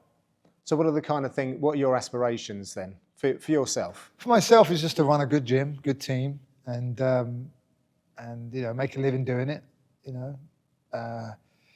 and being able to do it until I don't want to do it anymore. Really, that's probably the easiest thing ever. And then maybe if I can pass it on to someone else to run, to train, to have the fruits of it, that's cool. But again, I don't really lay things out. I just sort of get on with it and I just see where it goes. And that for me, has served me well. I mean, I'll have things that I'll have in my mind that I want, and I'll try and steer the ship that way. But if something, pops up along the way, then we drift off and we drift back, and then that's just how it is. I haven't got a specific thing I want to do or get, and I'm not really blinded by that. I try to take a wide picture and make sure everyone's having a good time. Really, that's I'm lucky enough to be able to do this for a living and teach and run a gym, and like when I see multi-millionaires or big business people, and they're earning a lot. They've done their big businesses and they've earned loads of money. All they want to do is train jiu-jitsu or train martial arts. So I've been doing that for years. So the way I figure it, if it does go south, then I'll get a job when I retire. When I can't do this anymore, then I'll get a job. Like that. You were talking about having fun. I was going to go in a different direction, but your style of coaching then, how would you describe the way that you teach? Don't really have a style. Now, what's popped into my head there, John, is we were on a boat and you've come up to me. Of course, I've got the garms on and you've asked me what my style of coaching is. So I would say my style of coaching is coaching without coaching. Yeah? Like fighting without fighting, right? Yeah. That's my style. I don't really have a style. This is kind of probably why I sort of moved away from the personal training thing, because you would have to plan things. Like if you've got a certain thing you want to achieve, I've got to plan it out. We got to periodize your training. We got a end goal, a timeline. We got to get there. So I'd have to write out the session and then do a bit of prep work, and then off we go. And you turn up, and that's what we do. So when I try to use that sort of style for teaching class, I would have, okay, we're gonna, on my way, or I plan out the week, we're gonna do this, this, and this. I come to class and guarantee someone will go, oh, can we do this? So if I was to say, oh, we're gonna do guard passing Monday, I guarantee you I'd walk in Monday and someone would say, oh, can we do flying arm bars? or they'd want to do something different. So I did that a few times and went, you know what, I'm just going to ask what people want to do, and then we'll just do it. So if you notice when I teach a class, before we get going, I'll ask if anyone's got any requests. And at the moment I try and get a brief and I'll try and string them together. So the way I kind of think of it is I've got like a bookshelf behind me with all the subjects, and I can pull out some of that knowledge and give, rather than me having a book that I bought in for everyone to read. And I think that's, again, it makes the gym and makes people grow a bit more organically. And if I don't know, if there's something they want to do that I don't know, then we'll explore it. Then don't ever profess to know everything. If it's something that someone wants to do and I don't really know it, then we'll explore it. Okay, well, put me in this position. What would I do? Well, maybe I do this or this or this. What do you think? Let's try it. Let's experiment with it and crack on. But yeah, I don't really have a style of teaching. But how does that work when you're getting a fighter ready? Because there is like a periodization at that point. Yeah, fight is different. Okay. Fight is different. But yeah, fight is different. You're going to have a date for a fight, then it's a little different. And again, once you've got a guy that's going to fight, then it's a little different, as opposed to if they're going to fight, they've already got some foundation, right? So they're not green, they're no stuff. They're good enough now to compete. So they've got a little bit of knowledge with them, or should have a lot. So for them, it's just a case of, right, in the beginning, if they're like an amateur fighter, or it's like they're young, it's their first few fights, then we don't worry too much about who they're fighting, especially here. If we worry about them fighting some kickboxer, that fighter might get changed 2 weeks out from the fight, so we can't concentrate on one person too much of the time. But we would make sure that they're going to be confident, in their own ability and what they want to do, and then we would start pushing them towards a date, and then we would have a kind of system or a template of what would happen depending on how long they have to fight. So I try and give them as much information as I can regarding like strength and conditioning, what they're eating. I mean, I had a guy, a kid the other day, he's going to fight soon, and he's getting up at 11 o'clock in the morning. Going to bed too late, and I'm like, or too early, and I'm like, dude, you need to not be going to bed at that time.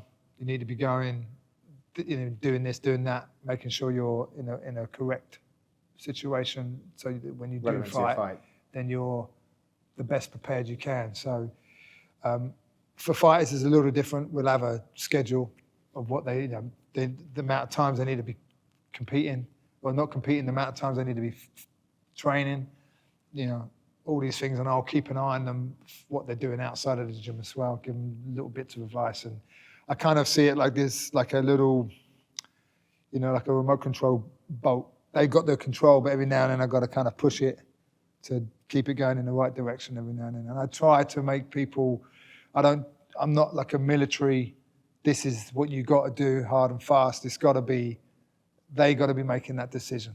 You know what I mean? I'll give them a little bit of information, and hopefully they make the right decision with it. Yeah, I feel like you're the kind of coach that you don't show the chapter. You maybe say, here's the book. Yeah, like for instance. And then we'll talk about it when you've... Yeah, always, I got one guy that comes into class, so what are we doing today in the class? I go, I don't know, what do you want to do? So that's kind of it. So, what should I do there? I don't know, what do you feel like you could do there? So we're exploring. It's like, and I always say, look, if you don't know what you're doing, like you're in a spot, just make it up. Just make it up. Someone somewhere made all this stuff up before us. You could probably find it again. And, that's just make something up. When I look at all of the fighters that you've had come through here, there's not a Team Crossface style. No, exactly. Everyone's very, very different. Like your style is very free and very creative. But then you've got others, I'm certainly, not saying that they're not creative, but that they're very much in a mould, which I think is a credit to a coach who doesn't try to maybe imprint Yeah, Very I think heavily. a lot of times if people, not necessarily now because we've had quite a lot of fighters come through. So I don't think like people would make the mistake if they're a mature gym that's maybe fighting someone from my gym. If they're kind of a bit more knowledgeable, a bit more savvy, then they probably won't go, oh, that's a grappler's gym. Right. Right? They won't go, they won't look at me and go, the coach has won by submission. They're a jiu-jitsu gym or they're a submission gym. Because I think, especially now, we've had so many guys come and go and fight and win in various different ways. And again, I don't need everybody to copy me. Yeah. You don't need to do what I do. You do what you do. We're different body types. We're different people. You've got different likes and dislikes. So that's what you need at home, and bring that out of the fighter or the student. You were talking about some of the fighters that you've had come through here. So you've made that walk with many fighters now. Can you give us a couple of memories, maybe a memory that sticks out, like a particularly good, one of your favourite moments of walking out with a fighter or an experience of a fight? Yeah, they're always different. I always remember like different fights where you have one fighter that's pretty calm and one fighter that's pretty crazy. One of them's got like a death metal walk out, wants everyone with him, crazy, runs and goes berserk. And then the fight happens, I come back, my heart's pounding in my chest and I'm now walking out with the next fighter and it's like trying to be mellow and stuff. So I'm trying to keep him calm, but now I'm calming myself down. A totally different way of walking out, way of coaching them to get out and go to fight. That's always quite funny. Yeah, I mean, from recent memory, like having we was in Vegas for the Contender show. Coming back from Vegas was quite funny because I come back from Las Vegas. I had a day or two here, then flew to Rome. And then I come back from Rome and went to High Wycombe. So that was kind of Vegas, Rome, High Wycombe. It was quite funny. And that one day coming back from Rome, I was like aeroplane, train, car, motorcycle, all in one day to go from like an MMA fight to a boxing match. And that sort of 2-week period was quite funny. Contender Series, your first student to get a UFC contract. Second. I thank you very much. Different set of skills, however. But I thank you. I mean, a lot of what I talk about, a lot of the lyrics that I spit, if you will, I learned from these mats and under your tutelage. We'll come back to the promotion in a second. But yeah, that moment. Yeah, it's cool. Leading into it, though, I mean, because I was there, I mean, I don't know about you, but God, that was a stressful moment. And what I took from that from you as well is you seem, you can cut a figure that's very cool, laid back, but you deeply care. And absolutely. And the difference between you and some other coaches is you have walked the planks. So you firsthand know what it's like. And despite what you say about your UFC experience or whatever it might be, you've been there, you've done it. You really have been through most of the shit that happens in this game. Yeah, I mean, as well, I think as well, like for that fight, it was kind of there was a lot of things riding on it. It had been sort of bubbling for a couple of years, maybe, or a year. And so it would have all been, not for nothing, but it would have been, we were staying there for about 4 days afterwards, so that would have really like ruined the trip. That would have been rough. If you had lost. So, and I always say it's always better when they win. It's always better. Of course it is. It's always better when they win. It's not much different a day after or even a few hours after. Not, a few hours after everyone's got the news, everyone knows that they've won. No one cares anymore. Off we go. Back to the hotel. Right, who's getting the drinks in? Right. you know, the deflate happens. But yeah, it's always better when they win. And I know the reason sometimes when you're not doing it yourself, you're a bit more, because you're like, oh, that must be really bad. Oh, no, it's not too bad, you know. But because you're trying to imagine how they feel, or you know how I would feel in that situation. Oh no, it must be stressful. Oh no, not really. No, it's got to be. No, not really. So I think sometimes you put a bit more on it when you're watching it. Right. So yeah, it was cool. Contender show was nice. It was nice for me coming back to the UFC. Maybe 20 years later. It's nice to see bits that are the same. You know, there's still good quality there, and that maybe hasn't changed. But also, it's good to see how much more there is to it now. Like the infrastructure. The infrastructure, yeah, the way they do things. It was nice. It's nice to come back to it. What do you reckon, before we talk specifics on that fight, and maybe we've got to tip a cap to Sam, what do you think have been some of the biggest changes in that 20-year period? Well, I think it's more. Could be the sport as well, not just the UFC. Yeah, the sport itself. I mean, it's bigger and stuff like that. It's just more.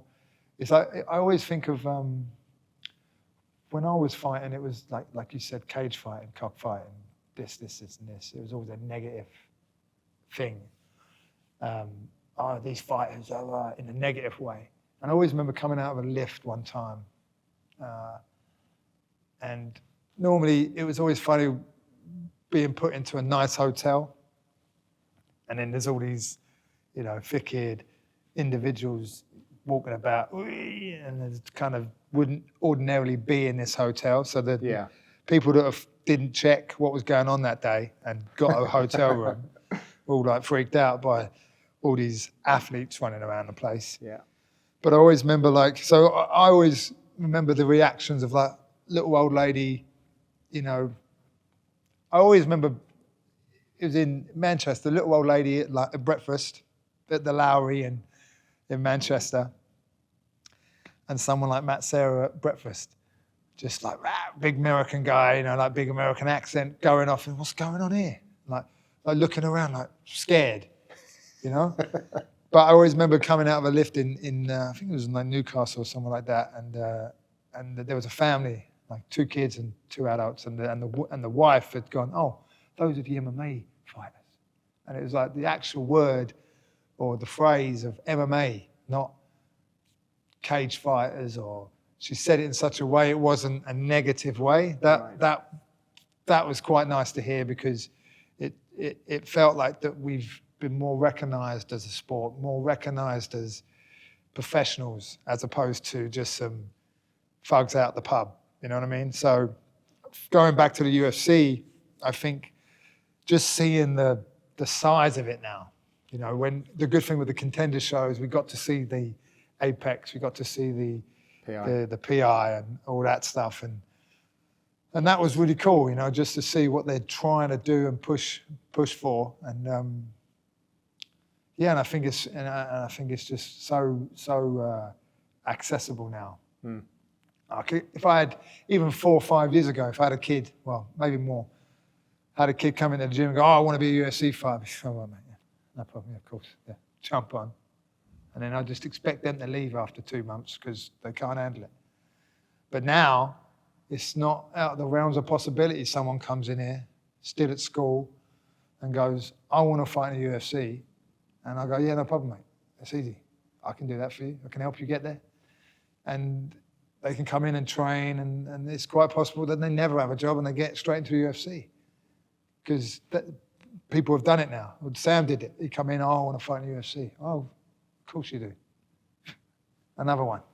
Let's see if he lasts. And now he's doing it. So that's great, isn't it? So the fact that can happen now is amazing. And it's viable is amazing. And to see that, the size of the UFC now and what they're doing is great. And don't get me wrong, there are bits that I kind of wish they could polish up on when we're there, but again, it's run by humans, and we all get things a little wrong, or a silly thing. So, but it is amazing. Yeah, it's good, and it's nice to be a part of it again. So you spoke about Sam coming in the gym. I want to be a UFC fighter, Mr. Lee. Can you help me? Why? What made him different? Well, he ain't any different. It's not different. He's just. You got to come in and be a sponge. There's no, like what I said to you earlier. The reason I got better than anyone in my class, per se, was just I did it more. I got my overalls and stuffed them, and when no one's around, I'm freaking armbarring a corpse. You know what I'm saying? Or I'm watching fights, or you're doing that. So Sam was no different. He was just obsessed by it, to the point where it's not an obsession. It's not bad. It's not a bad thing. He's just doing it, thinking about it, doing it, thinking about it, thinking about it, doing it, and it's just mind's never off it. So I think, okay, you're not training. Like I always tell them, you got to do the extras. So when class is finished, you do some skipping. Class is finished, you jump on the bike. Class is finished, you jump on the Versa. You do something more than everyone else. If everyone's running up there 10 times, you do 11. You do something extra. Do the bit that most people don't want to do, and then that gives you a work rate. And like anything, if you want to get good at something, you've got to do it, and do it, and do it, and then do it some more. Most people want to do something, and then they just sit there thinking about doing it, and then cry that they're not good at it because they haven't been doing it. It's no secret. There's no special. It's just get on with it and do it, and that's what Sam does. He just gets on with it. Is there anything technically, athletically? There's got to be something, because a lot of people want to be UFC fighters and get a win, etc. But he's there, he's doing it. Yeah, well, for someone like Sam, he's dedicated to do it, and yeah, he's got a gift that he can pick something up quick, and you can do it. Like, I don't know. I think sometimes people want to do stuff, but do they really? Like, let's say I want to be a snooker player. All right. Well, have you got a snooker cue? No. Oh. Would you go and play snooker? Well, every now and then. I watch it on the telly.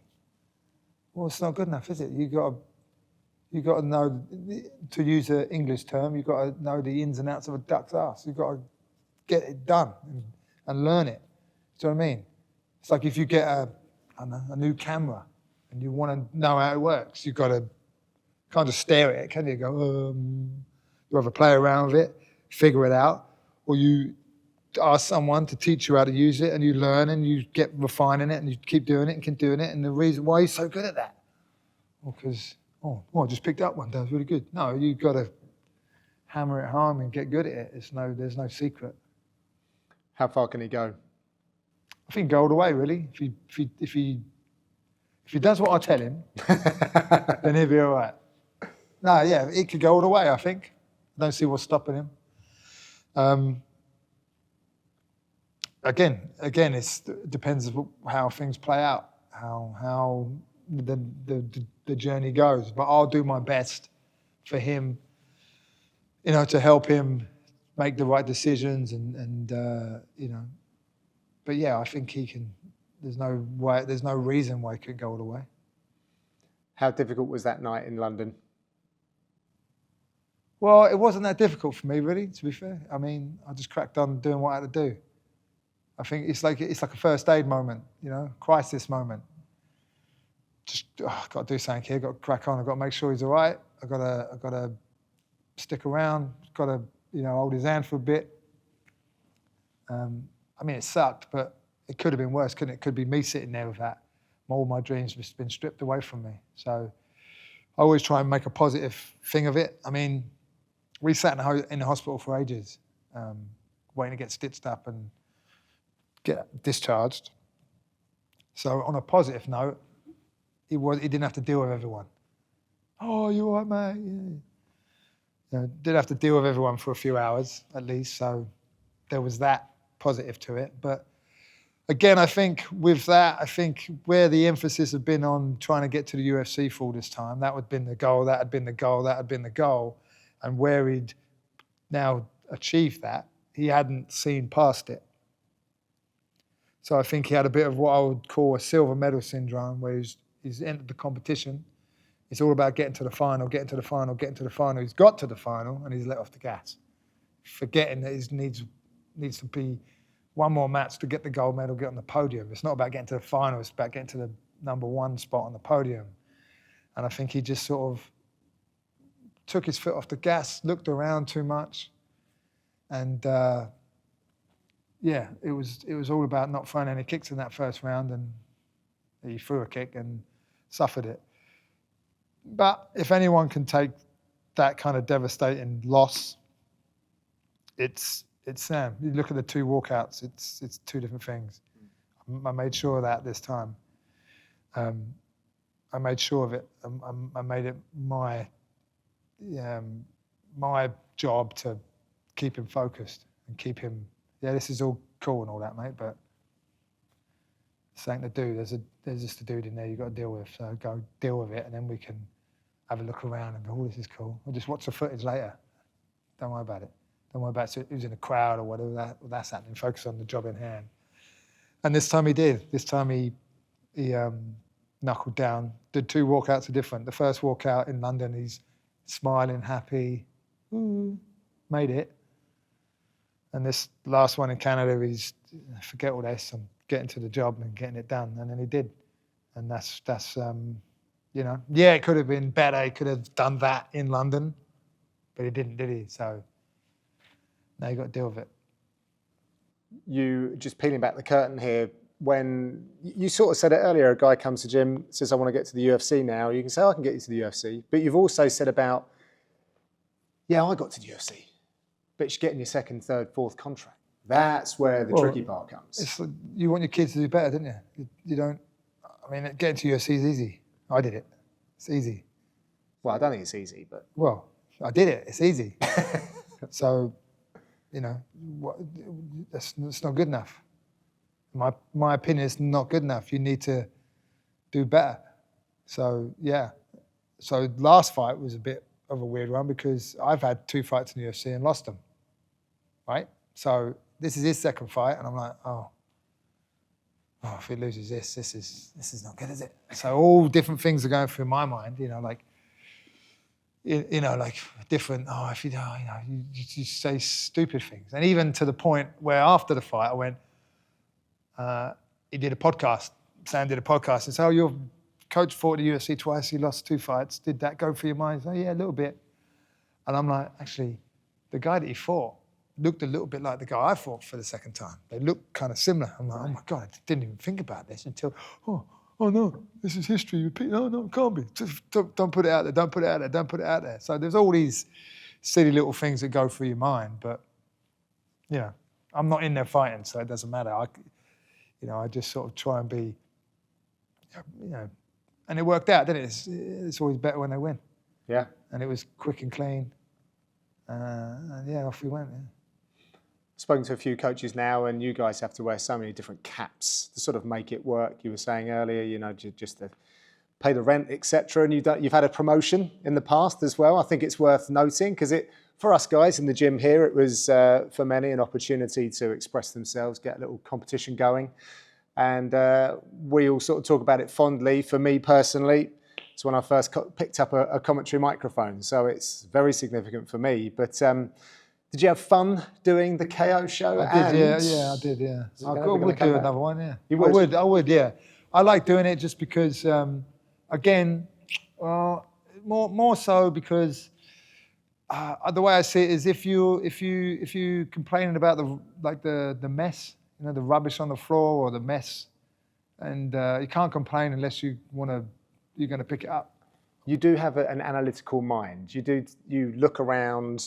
And I think because you want the betterment of the sport, we'll often have a conversation about something that you've seen and how it can be done better. Yeah, always. And I think a lot of times, it depends. I just think for me, when I ran the show, I didn't run it. I didn't go, right, I want to do a promotion. I got asked to do the matchmaking, and there was 4 of us doing it. And then one of the 4, I went, and I tell you what, I'll get you a fight on the show. So then they fought on the show. So then there's 3 of us. And then there was 2 of us, or 2 of them had gone, so it ended up being 2 of us running it. And then on the night, it was just me kicking about. I'm like, oh God, what's going on? I didn't want to do another one again. And we sat down with one of the other guys in the gym, and we kind of went through it, and we were like, let's do it, but do it on our terms. So we did. And it was cool having fought on a show and, coach fighters. It's I think sometimes like a promoter can, come at it just for, want to be a part of the sport, want to make money, and forget little bits that could be worked on that they might have never known, like a dressing room or, making the fighter feel like a superstar for, even if it's just a night, knowing the hard work that they put in, not just sort of through, oh yeah, that's what they do, but knowing and have done that. So I try not to, I wouldn't ask anyone to do something that I haven't done before or wouldn't do. So running the show, it wasn't,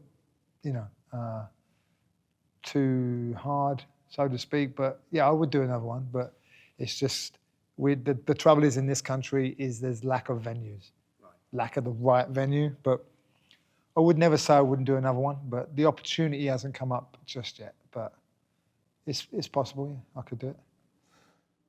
Are there any particular people that you admire in the MMA space? I'm probably looking at coaches. Again, there's not really any one particular person that will stick out. Obviously, my coaches, Eric and Zay and Winston, always stick in my mind because they're the ones I was closest to. But anyone else in the MMA world, I look at everything. I might like one aspect of like one person's sort of thing, but I'm not like something. Then someone else over here is I'll take a bit from them. So the same way I approach my martial art, not one thing I think is it. I think there's an accumulation. I think I spell with coaches. I think a lot of people worry about gyms popping up in the area. Too many gyms. Oh, I'm not gonna have any business. But I think people like gravitate to certain people. So I think a coach and a student is they would naturally connect with each other, and then the next guy that comes along, maybe they don't connect. So I think people will gravitate, like you have circle of friends, the same thing. I think coaches and fighters and coaches and students, like if they're at another gym or another team, they might come in and just don't feel good. It's nothing wrong, it's all good there, but just don't feel like I fit perfectly there. So I don't really have anyone that I look up to per se, but I'll try and have an open mind to everyone and take little bits, pieces everywhere I can, really. But yeah, I don't really have anyone that I sort of try and copy or follow, yeah. Do any of that stuff. A bit weird, huh? What would you like to see change in this sport? I think it's getting there. I think it's, money's always a thing. Like if the fighters could get paid a bit more. But not necessarily just like from promotions maybe, but in this country, especially if there was like people a bit more, I don't know, responsive to like sponsorships or things like that. I think maybe in another 20 years it might get there, or 10 years maybe. It's getting there now, but again, I think it is the way it is because we suffer that. So if we could push things forward, it takes people to push things forward to make, like no one run the minute mile until someone did. Yeah. So I think we need to push things forward a lot. And at the moment it's great, but we can make it better. But yeah, more eyes on it, more money on it. But again, you got to be careful what you wish for, haven't you? Because if you want some of the top people to get behind it, then there'll be consequences for that to happen. So the sport changes. Yeah. So, but yeah, I don't really. I think if someone could come here and get some venues together and make more venues here, because we have small venues here and then we have big venues. There's no little venue in between for that, 5, 3, 10,000 seaters that could really help other little shows push things forward to feed off of that. So maybe if something like a big juggernaut like the UFC would come here, you know, like even now you've got 2 champions here, maybe put a PI somewhere like in Birmingham in the middle of the country, and also get together with like the English Mixed Martial Arts Association and go, right, what could we do here to really help the sport and get everybody who's in the sport who wants to pitch in the 2 cents, you know, put their thinking cap on and all that. But yeah, things like that, helping with venues and stuff and helping like that to get these little shows going, to make these new stars, you know, because we don't want to get to the point where we're like the music scene is sort of now there's nowhere for bands to go and play. So we can't get to the point where there's only the big shows coming here, right? And there's nowhere for the young fighters to go and cut their teeth, you know? Yeah. Gonna do a quick fire round here. Give some love to the gym. Some of your students, maybe, past, present. So who would you say is maybe your most creative student that you've ever coached or currently coach? I'd probably go, creative. I'd say Sam Patterson. Yeah, he's a sponge. Yeah, I'd say him. Most intelligent? Most intelligent. That's a tough one. You, John. Nah. Yeah, go on. Let's say you. Oh, look at that, eh? All red on camera. Well, that is not a high bar. Who's got the biggest heart? Biggest heart. Charlie Leary. Hardest worker in the gym? Patterson. Most unrealised potential? Reece Stocker. Who's the best teammate on Team Crossface? Best teammate? Oh, we've never done a teammate of the week or anything. Don't know really. No, I don't think we have. It's a team. There's no one person. Any Everyone's captains that you would say? Charlie's a good captain. Yeah. Good. Yeah, he's a good all-rounder. You know, he works good. He's reliable. But yeah, if I was to put a captain on the team, it'd be Charlie. Probably one of my more underappreciated fighters, not just here, but like in UK MMA. Has he had like 30 pro fights now? Yeah, loads, yeah. Doesn't stick his head above the parapet, but if you ask him, he knows everything, everyone that's going on at any time. It's, big shout out to Captain Charlie, if you will. Biggest lunatic in the gym? Martin. Martin Mantime Hudson. And can you give us a couple to watch for in the future? Couple to watch. Yeah, we've got a few kids coming up. We've got the nutcase that is Yassine Sifi coming up. He's a bit of a lunatic. Just won the Fight Star welterweight belt, which Sam won as well back in the day. So interesting. No pressure there. Yeah, he's one to look for. And we had a bit of a lull really of amateurs, sort of few. There weren't much going on, but this sort of quarter of the year, we've got a bunch coming out making their debuts now. So I won't mention any of them because don't want to put the pressure on. Don't want to think they can't come training because they're too good. But we'll see what cream rises out of that lot. Really, got about 4 or 5 of them that are going to be fighting soon. So right, let's see. Good stuff. Well, thank you very much for the time today. When I said that Charlie's underappreciated, I think you're quite underappreciated in this sport as well. But when I go out on the road, people are very much aware of your work. I guess I will say, if it wasn't for you and the show, KO MMA back in the day, and your approach to martial arts and helping others kind of achieve their dream, then wouldn't be in here now. I wouldn't have made a massive left turn in my career as well. So I'm sure I will join a bunch of others to say thank you for. Yeah, I've got a lot of footprints on my face. Yeah, a lot of help people up. That's it. Yeah, those shoulders. That's cool. No, it's good. It's nice to know. I mean, Eric gave me a T-shirt one time and he wrote on it for me, and he signed it and wrote on it. And I always remember him putting on there, "Be the guy talked about, not the guy doing the talking." Right. So it's been flipped nowadays, isn't it? Everyone wants to think, or they think they got to be shouting at the rooftops. But I think unless it's, which is okay to do if it's authentic, but for me, I'm not really a trumpet blower. I was a guitarist, right? So I wasn't a trumpet blower. So I think, yeah, if I can leave this world knowing that I've done a little bit to help this sport, I'll be pretty happy. Yeah.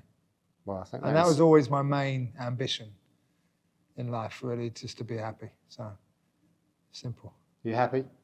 Yeah, more. I'm getting there. Yeah. Yeah, good. Not bad. Nice. On that note, thank you very much. Thank you.